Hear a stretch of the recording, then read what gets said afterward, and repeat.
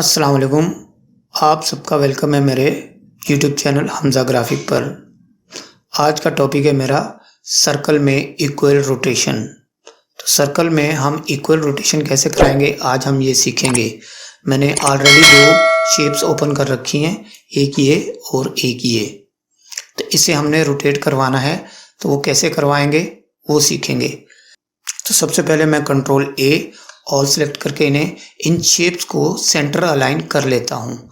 तो मैं zoom tool की मदद से यहाँ से ये देखें निशान आ रहा है, अलाइन हॉरिजॉन्टल सेंटर यहाँ से, और अलाइन वर्टिकल सेंटर ये।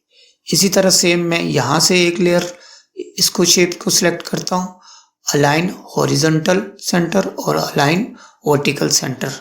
तो ये अलाइन हो गया। अब मैं सिलेक्शन को डिलीट कर देता हूँ अपने कीबोर्ड की मदद से Ctrl+D। अब मैं जो शेप मैंने सेंटर किया, मैंने शिफ्ट की मदद से मैं इसे ऊपर ड्रैग करके ले आता हूँ। शिफ्ट प्रेस करके रखेंगे तो ये शेप यहाँ से यहाँ नहीं होगी, बिल्कुल अलाइन रहेगी। तो मैं शेप की मदद से यहाँ से ले आता हूँ। अब मैं इसकी एक और कॉपी, डुप्लीकेट कॉपी ले लेता हूँ। यहाँ से भी आप ले सकते हैं, ये देखिए डुप्लीकेट लेयर, यहाँ से भी आप डुप्लीकेट कर सकते हैं, और कीबोर्ड की मदद से भी Ctrl+J। मैं यहाँ से इसे डिलीट कर देता हूँ, फिर Ctrl+J, ये डुप्लीकेट लेयर इसकी आ गई। मेरे पास इस शेप की दो कॉपीज हैं, तो इसे मैं रोटेट करवाऊंगा। अब तो मैं अपने कीबोर्ड की मदद से Ctrl+T फ्री ट्रांसफॉर्म, इसे आप एडिट में भी देख सकते हैं, फ्री ट्रांसफॉर्म। ये रोटेशन के लिए बहुत सारे अदर पर्पस के लिए यूज किया जाता है। इसकी शॉर्ट फॉर्म है Ctrl+T। तो ठीक है इतना। अब मैं इसे दोबारा Ctrl+T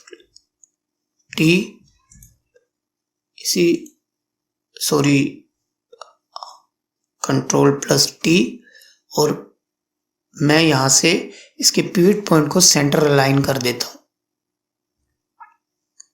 ये अच्छा, ये मैं आपको दिखा देता हूं कि ये ब्लैक कलर पर कि ये जो आपको नजर आ रहा है ये टारगेट का निशान, ये पिवट पॉइंट है ये वाला, ये व्हाइट कलर का, कि मेरा सर्कल इसके पास आ रहा है। तो माउस का कर्सर है, ये देखिए माउस का कर्सर इसके पास आ रहा है। तो ये मेरे माउस के कर्सर के दोनों एंगल कैसे मूव कर रहे हैं, एरो में बदल रहे हैं, ये देख आप देख रहे हैं। तो इसी पिवट पॉइंट के एंगल में ये ऑब्जेक्ट रोटेट करेगा। बिलफर्ज अगर मैं इसे यहीं रखकर मूव करवाना चाहता हूं तो ये देखें, या रोटेट करवाना चाहता हूं तो ये कैसे रोटेट कर रहा है, ये देखिए।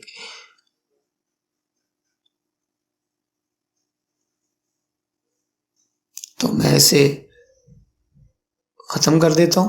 मैं दोबारा से Ctrl+T और फिर मैं इसे शिफ्ट प्रेस करके इसे यहाँ ले। अब यहाँ गौर करने वाली बात ये कि ये जो रोटेशन की ये जो यहाँ पर दिया हुआ है प्रॉपर्टी, यहाँ पर मैं इंटर करूंगा 45,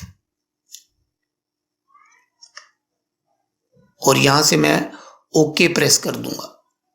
तो अब क्या होगा कि मैं अपने कीबोर्ड की मदद से Ctrl+Shift+Alt+T को जैसे ही मैं दबाता जाऊंगा ये आगे बढ़ता चला जाएगा रोटेशन में। ये देखें सर्कल में रोटेट कर रहा है। तो चले मैं इसे खत्म करता हूं Ctrl+Z। तो सेकंड मेरे पास ये शेप है, तो मैं इसी को दोबारा इसको मैं राउंडेड में करवाता हूं। तो मैं इसे थोड़ा सा करीब से करके देखता हूं। Ctrl+T से मैं ट्रांसफॉर्म ले लेता हूं और शिफ्ट प्रेस करके मैं इसे यहां से ऐसे नीचे सेट कर देता हूं। अब मैं इसे क्या करता हूं कि अपने माउस की मदद से इसे मैं मूव करवाता हूं यहां पर। अब मैं इसे यहां ओके कर देता हूं और अब मैं अपने कीबोर्ड की मदद से control shift alt press T से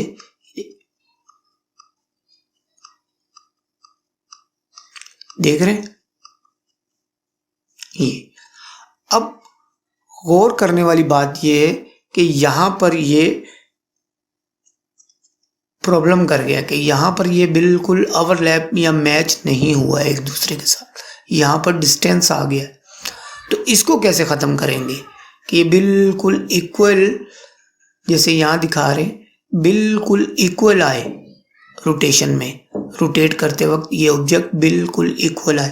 तो इसे मैं अंडू करता हूँ, कंट्रोल जेड, तो मैं दोबारा, तो मैं कंट्रोल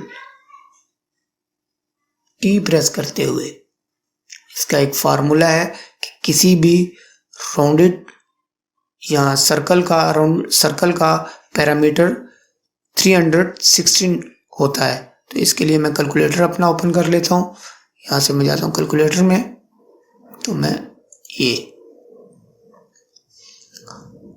316 इसे मैं डिवाइड करता हूँ। मैंने जितने इसको एंगल में रोटेट करवाना है या जितनी मुझे इसकी कॉपी चाहिए, तो मैं डिवाइडेड बाय 10, 36 डिग्री। तो मैं 36 डिग्री पर इसे यहाँ से मैं दोबारा वही पिवट पॉइंट को एंगल से 36 यहाँ पर मैं एंटर कर दूंगा, 36 ओके प्रेस कर दूंगा और वही command control shift alt press T,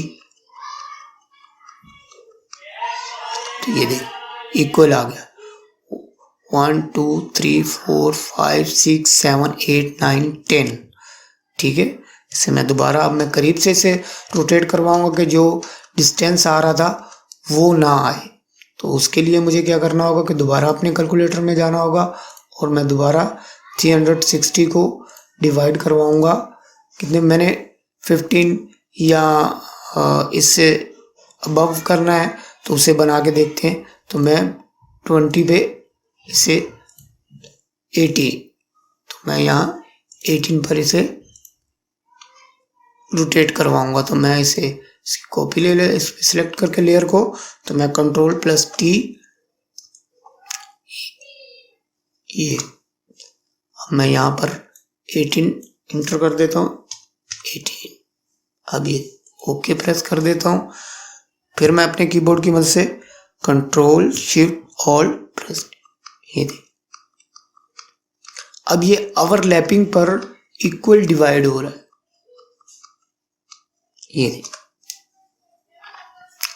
कि जो बीच में डिस्टेंस पहले आ रहा था वो अब नहीं आ रहा है। कि आप इसे अगर जूम करके देखें तो यहाँ पर पहले एक टॉप पर डिस्टेंस आया था बीच में, अब नहीं आ रहा है। ठीक हो गया, इतना आप समझ गए। चलें इसे क्लोज कर देते हैं यहाँ से। अब मैं यहाँ से शेप में जाके एक और शेप ले लेता हूँ सिर्फ आपको समझाने के लिए। तो मैं इसका कलर यहाँ से ये सिलेक्ट कर लेता हूँ,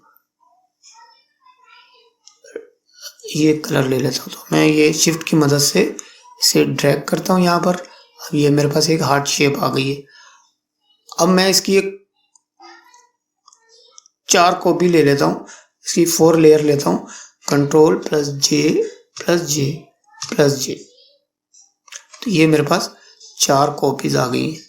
तो मैं क्या करता हूँ कि पहले मैं इसको यहाँ पर पहले मैं इसको मूव करवाता हूँ। तो मैं आपको मूव करवाने के लिए जिस लेयर को सिलेक्ट करूँगा वही रोटेट होगी। तो कंट्रोल टी, अब मैं देता हूँ 90 डिग्री या 180। तो उसका वही तरीका है कि मैं पिवट पॉइंट को यहाँ पर सिलेक्ट कर लेता हूँ। आप यहाँ से भी कर सकते हैं।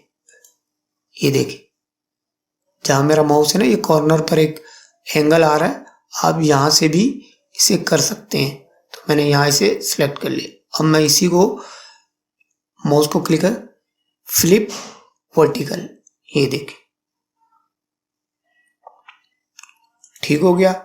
अब मैं दूसरी शेप पर आता हूँ और कंट्रोल टी और मैं प्रेस करता हूँ 90, सॉरी इंटर करता हूँ 90, सॉरी मैंने यहाँ पर दोबारा वही प्रोसेस है कि पिवट पॉइंट को मैंने सेंटर अलाइन नहीं किया। अब 90, ये देखिए मैं इसे ओके कर देता हूँ।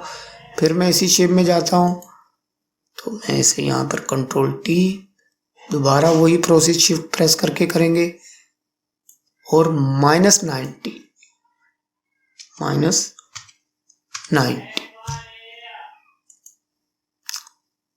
तो देखा आपने रोटेशन किस तरीके से करवाई जाती है, कि कैसे रोटेट करवाना है और कैसे हमने इसे इक्वल रोटेशन करवानी है।